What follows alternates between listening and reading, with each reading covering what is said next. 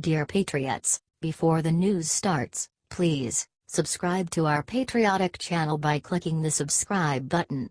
Give us a thumbs up to this video. Don't forget to leave your opinion below in the comments section. Share the news on Facebook and Twitter so you friends see it. Thank you. Alec Baldwin panics over sexual assault, claims lot of accusations and no proof yet. Alec Baldwin's main role in Hollywood is his bad Trump impression on SNL. However, now the actor is in a panic over all of the sexual assault allegations against men. He blasted talk show hosts like Stephen Colbert and John Oliver.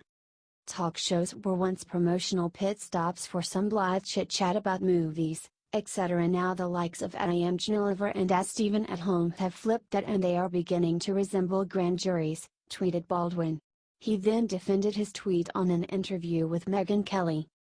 I do find that whole issue, which is a big can of worms to open up, it is really tough, because you certainly want to see everyone who is guilty of something, who have done bad things, wrong things that hurt people, you want to see those people get punished. But I don't want to see other people get pulled into that there's a lot of accusations and no proof yet. I don't want to see people to get hurt, said Baldwin.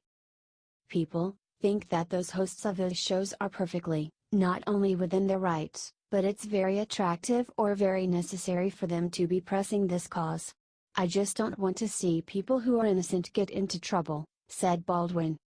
Like Weinstein, for example, is in a rehab hiding behind millions of dollars worth of lawyers, and I want to see the people who really did something get convicted. I mean, I want the people who are in the wrong, I want them to be punished, but I don't want to see innocent people get hurt either, he explained.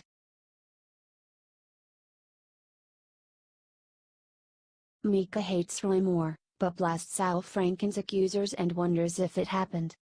The Democratic Party proved long ago that they were total phonies and hypocrites when it came to protecting women when they defended Democratic President Bill Clinton in the 90s over multiple accusations that he sexually assaulted and even raped women. However, they decided to pretend to have the moral high ground recently when they saw an opportunity to steal a Senate seat away from Republicans by accusing candidate Roy Moore of sexual misconduct.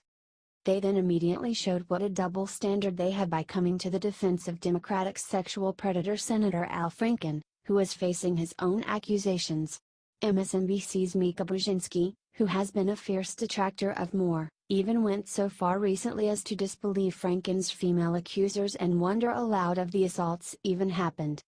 On Morning Joe, Mika pretended to be a champion of women, saying, "I'm worried for women. I'm concerned about women who are legitimately sexually harassed in the workplace across America and where this is taking us."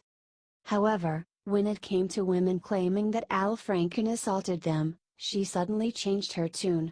Stated, Brzezinski, "I'm just wondering if all women need to be believed. And I'm concerned that we are being the judge, the jury, and the cops here, and so did Senate Democrats getting ahead of their skis. And, trust me, Kirsten Gillibrand, I want you to run for president, but you gotta keep it real. Do you think Mika is a hypocrite?" Breaking top Republican just switched to the Democratic Party. During the presidency of Donald Trump, the right has been filled with anti-Trump Republicans who are doing everything they can to undermine the president's agenda to help Americans and are clearly Republicans in name only. These fake Republicans still have the gall to go on television shows and claim that they are Republicans. It comes as a bit of a relief, then, that one prominent Reno actually called a spade and admitted that he is actually a Democrat. One-time conservative Kurt Bardella served a powerful role in Republican politics by working as pro-Trump media outlet Breitbart's spokesman. However, something went wrong somewhere for Bardella and he decided to quit the party over Alabama Senate candidate Roy Moore. Wrote Bardella in an op-ed piece in USA Today, President Trump and the Republican National Committee are endorsing, supporting and funding Moore because they would rather elect a sexual predator who preys on underage teenagers at the local mall, than a crime-fighting prosecutor who happens to be a Democrat. He went on, "This is not a party I want to be associated with any longer. This is not a party that is trustworthy enough to protect innocent children from sexual predators. Bardella then claimed, "I believe that the Democratic Party will do more to create equality in America than the Republican Party ever will. I believe that the Democratic Party will do more to protect the freedoms guaranteed to us in the First Amendment than the Republican Party ever could." He concluded, "I am throwing in with the Democratic Party because at the end of the day, I believe its portrait of America is better than the one being painted by today's Republican Party. And I want to be a part of it. Are you glad this idiot left?"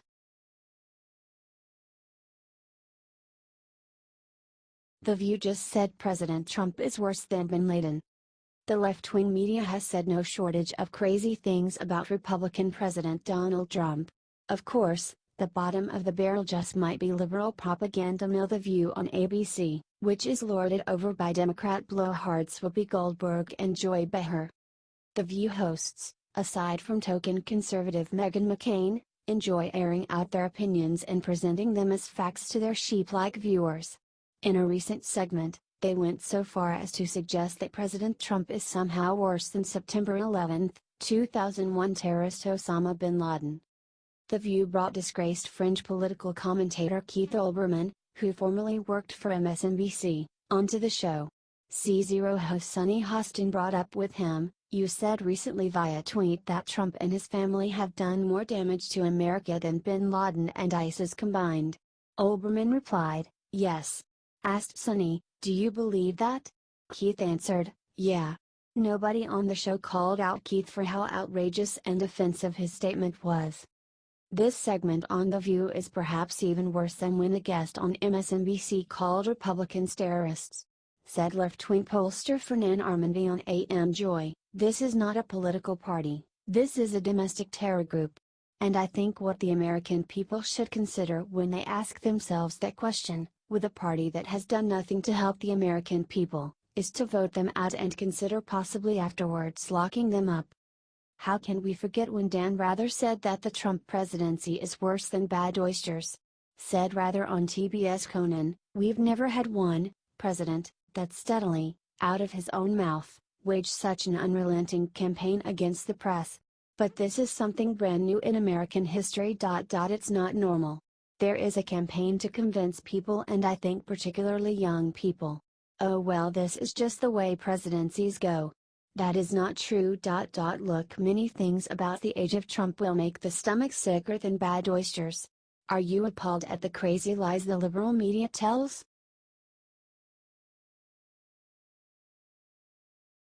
Pro-Trump Roseanne trashes Al Franken, "He's blaming Trump for him being a pervert."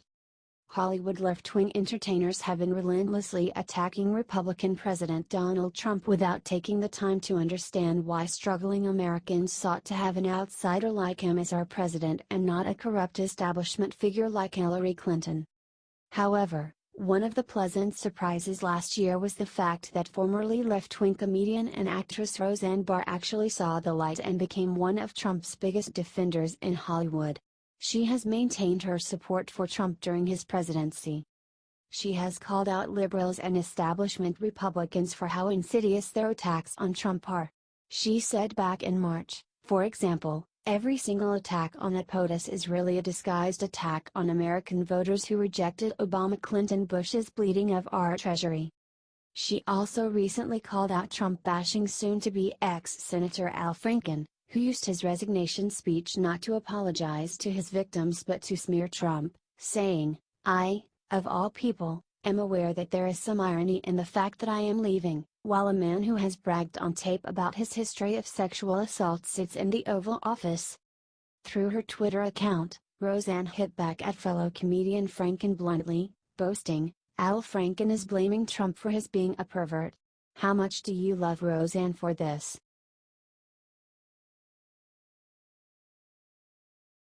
Hannity offers to pay for Joe Scarborough's therapy after brutal takedown. MSNBC's Joe Scarborough has been extremely anti-Trump.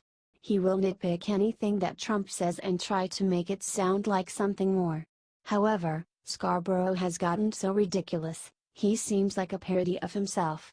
In a recent segment, Scarborough shared a conspiracy theory on Trump's health. "This is not the person that we knew even 3 years ago. There's a remarkable change," said Scarborough based on one tape of Trump slurring a couple of words while speaking. "You serve America and you know it. You know you don't serve Donald J. Trump, scam developer, Trump University proprietor, reality TV show host. You don't represent him. You represent 320 million people whose lives are literally in your hands, and we are facing a showdown with a nuclear power, and you have somebody inside the White House that the New York Daily News says is mentally unfit, that people close to him say is mentally unfit, that people close to him during the campaign told me had early stages of dementia," said Scarborough without evidence. Hannity played the clip and slammed Scarborough. There you have it on sheer conspiracy TV from the unhinged morning show co-host and his merry band of never-Trumpers. "Makes you wonder why Liberal Joe has so much rage and contempt for this president," said Hannity. "Joe, you are kind of scaring us. I will pay for therapy, if you need it," said Hannity. Will Joe Scarborough take Hannity up on his offer?